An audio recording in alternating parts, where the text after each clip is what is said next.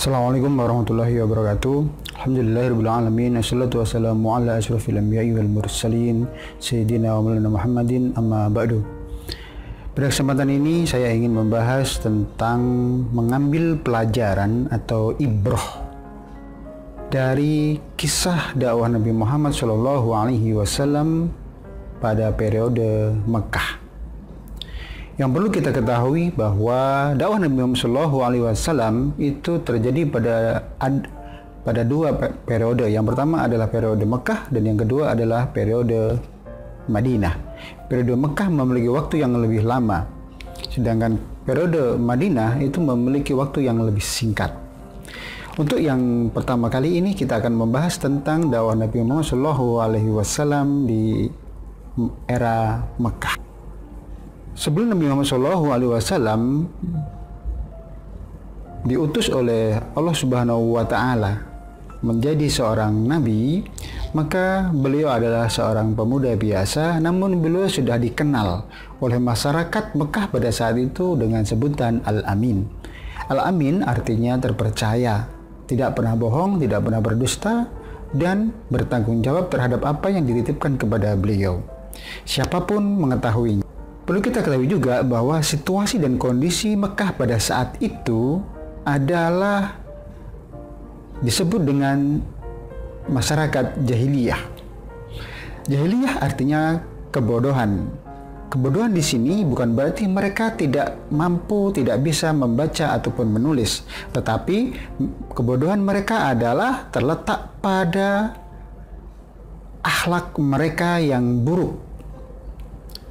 Hal inilah yang membuat mereka itu terbelakang secara etika, secara akhlak. Kebiasaan mereka yang buruk adalah mereka senang menyembah berhala, membuat berhala yang dianggap sebagai perwakilan Tuhan untuk menyampaikan doa-doa. Mereka buat dari batu, dari tepung, dari kayu, kemudian diletakkan di dalam rumah atau di tempat-tempat tertentu, ya. Kemudian ini disembah, mereka berdoa kepada patung-patung ini. Inilah kebodohan mereka yang pertama. Yang kedua, kebodohan mereka selanjutnya adalah mereka membunuh setiap anak perempuan yang dilahirkan. Ya. Dibunuhnya yaitu dengan cara dipendam, diuruk dengan pasir. Hal ini mengapa? Karena mereka menganggap anak perempuan itu rendah. Anak perempuan itu tidak memiliki kekuatan. Inilah yang membuat mereka bodoh. Mereka tidak pernah berpikir, ya, mereka tidak pernah berpikir dari mana mereka dilahirkan. Padahal mereka dilahirkan daripada seorang laki-laki dan perempuan. Yang ketiga, kebodohan mereka adalah terletak pada murahnya kaum wanita pada saat itu. Seorang laki-laki yang kaya, yang bangsawan, mereka bisa memiliki istri atau gudi yang banyak. Sehingga wanita itu sangat murah sekali, layaknya barang. Bahkan perzinahan itu juga terjadi di rumah-rumah. Ya, mereka membuka tempat-tempat perzinahan. Orang-orang yang berzina ini banyak sekali dilakukan oleh para perempuan-perempuan menengah ke bawah, sedangkan yang ke atas para bangsawan mereka tidak melakukannya. Ada lagi yang menjadi kebodohan, kejahilan mereka adalah su'ubiyah. Su'ubiyah ini adalah terlalu cinta kepada golongannya, kepada sukunya, sehingga ketika sukunya diganggu atau salah seorang anggota sukunya diganggu, salah seorang kabilahnya diganggu, maka mereka akan perang. Nah ini, mereka akan tersinggung, kemudian akan melawan, akan membalas, sehingga terjadilah perkelahian. Sisi baiknya dari mereka selain itu adalah mereka itu sangat menghargai perjanjian. Mereka sangat menghargai kehormatan keluarga, kehormatan jiwa, itu sangat mereka hargai. Persaudaraan, mereka juga suka menolong. Bahkan orang-orang yang naik haji, orang-orang yang berangkat untuk ziarah ke Mekah, untuk berziarah ke Ka'bah, itu mereka layani dengan sebaik-baiknya. Inilah salah satu kebaikan-kebaikan yang juga ada pada diri mereka. Mereka juga memiliki rasa seni dan budaya yang tinggi. Syair-syair itu banyak dari orang-orang Arab. Nah, ini. Namun demikian Rasulullah SAW sejak kecil sampai beliau menjadi dewasa tidak pernah bercampur baur dengan situasi dan kondisi hiburan yang terjadi di sana. Beliau juga tidak pernah menyembah atau meminta-minta kepada patung-patung yang ada pada saat itu. Di dalam Ka'bah itu ada 360 patung, ya, kemudian ada 4 patung yang utama, yang ini menjadi perwakilan daripada dewa-dewa mereka. Ada namanya Lata, Uzza, Manat, dan Hubal. Ini adalah dewa patung-patung yang besar. Maka Rasulullah SAW melihat kondisi yang seperti ini. Mereka suka mabuk-mabukan, suka berzina, suka berjudi, suka berkelahi, menyembah berhala. Ini maka Rasulullah SAW melakukan tahannus, merenung. Beliau uzlah, beliau menyendiri ke dalam gua Hira yang ada di Jabal Nur. Dari atas beliau memperhatikan kotanya. Beliau merenung, ya, menenangkan hatinya, mencari solusi, mendekatkan diri kepada Allah Subhanahu wa Ta'ala. Maka datanglah pada saat itu seorang laki-laki yang ternyata adalah malaikat Jibril yang diutus oleh Allah Subhanahu wa Ta'ala.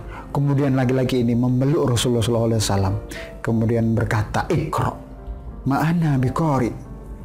Jawab Rasulullah SAW, "Iqra bismi rabbikal ladzi khalaq, ma'ana biqari."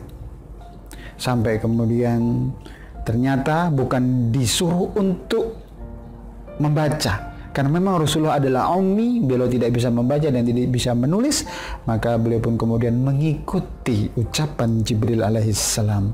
Setelah selesai mengucapkan ayat yang dituntunkan oleh malaikat Jibril, maka Jibril kemudian berkata, "Anna Jibril wa anta ya Muhammad Rasulullah." Aku Jibril dan engkau adalah utusan Allah. Kemudian Jibril meninggalkan Muhammad.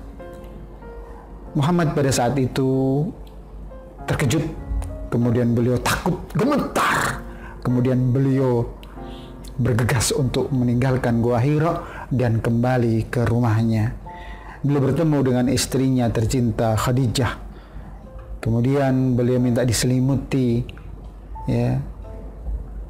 Istrinya menenangkan beliau, "Sabar, tenanglah, jangan takut, aku ada di sisimu." Maka kemudian Rasulullah SAW menceritakan apa yang terjadi kepada beliau. Kemudian esoknya Khadijah mengajak kepada Nabi Muhammad SAW kepada pamannya, yaitu seorang pendeta namanya Waraqah bin Naufal. Dari Waraqah inilah beliau mengetahui dan yakin bahwasanya beliau adalah utusan Allah Subhanahu wa Ta'ala sebagai penutup para nabi dan rasul yang akan menyempurnakan agama-agama yang terdahulu. Sampai saat itu Waraqah bin Naufal mengatakan, jika saat itu engkau dimusuhi, dibenci, dilukai, disakiti, saat itu aku masih hidup, maka aku akan membersamaimu. Maka Rasulullah SAW menjadi tenang, namun beliau masih ada rasa khawatir. Inilah kisah nubuah Nabi SAW. Beliau diangkat menjadi seorang nabi untuk menyampaikan risalah dakwah Islam kepada seluruh manusia. Ayat yang pertama turun adalah surat Al-Alaq ayat 1 sampai ke 5. Apa pelajaran yang bisa kita ambil? Yang pertama adalah bahwa jangan sekali-kali kita bercampur baur dengan keburukan jika kita tidak mampu untuk bertahan. Jika kita tidak mampu untuk merubahnya, maka lebih baik kita menjauh, kemudian membenci keburukan itu. Namun kita tetap bergaul dengan setiap orang sehingga orang mengenal kita dengan akhlak yang baik. Menyendiri, menjauh, merenung, itu bisa dilakukan kapan saja dan di mana saja.